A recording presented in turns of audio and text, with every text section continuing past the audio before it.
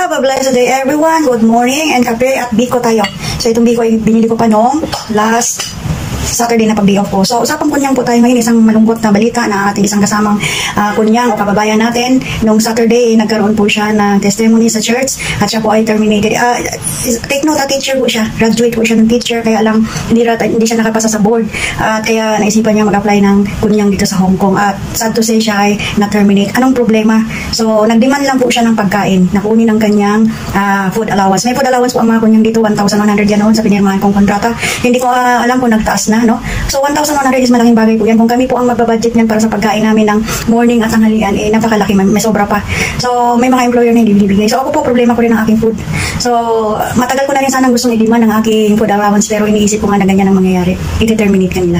Kasi iniisip nila, parang kahihiyan yun sa side nila na bakit mo hihingi ng food allowance, ginugutom ka ba namin? O yan ang number one na ano yan na magiging isip nila, no? So ako, pag morning, ito ang binibigay sa akin.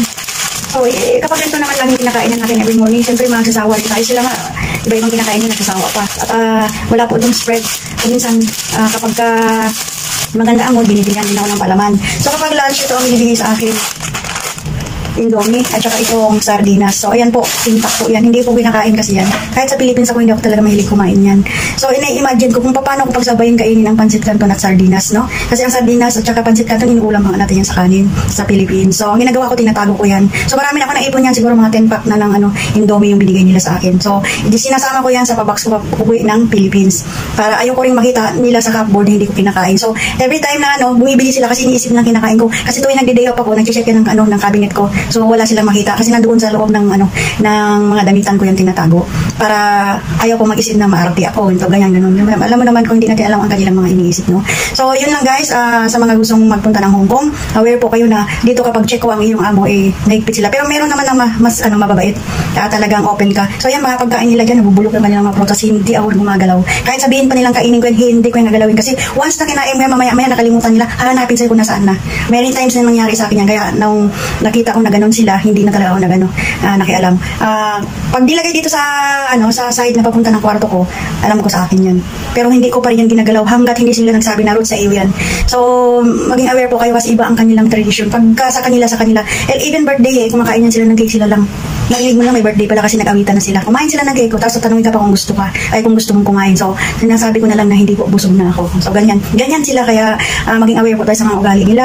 At kung kailangan magtiis at bumili na lang ng sarili, bumili na lang kagaya ko, bumibili na lang ako ng sarili ko. So gumagastos ako ng $100 to $200 a week para lang sa food ko. So malaki sanang bagay yung kumakuha namin ng aming mga food allowance. So pati vitamins na kabili kami. Hindi yung kagaya ngayon, shoulder namin lahat. So para wala na lang gulo, so hindi na lang din ako nag-demand. So kagaya ng kabayan na natin na nag-demand, anong nangyari? Terminated siya. Pauwi siya ngayon ng Philippines itong araw na to, Monday. So I hope na nakahanap din siya ng employer, o hindi ko alam kung nakahanap na siya. So just in case na ganyan na makahanap siya, waiting po siya ng visa sa Philippines. Once na ma-terminate ka dito, uuwi ka talaga ng Philippines at doon mo antayin ang iyong visa. So kapag ikaw ay na-terminate, hanap ka na agad ng malilipatan mo. So I hope na madali kang makahanap kasi after mo na ma-terminate, 2 weeks lang ang iyong palugi dito sa Hong Kong na mag-stay. So mag-stay ka sa boarding house, gastos mo yan lahat, bayad ka ng boarding house at pagkain mo. So ganyan po ang kalakaran dito sa Hong Kong. So ayun lang guys, I hope na mayroon kayong nakuha idea sa mga senior ko sa inyo about kunyang, and I hope na makatulong po ito sa inyo. And please don't forget to follow, like, and share my video. Have a nice day. God bless us all and thank you for watching.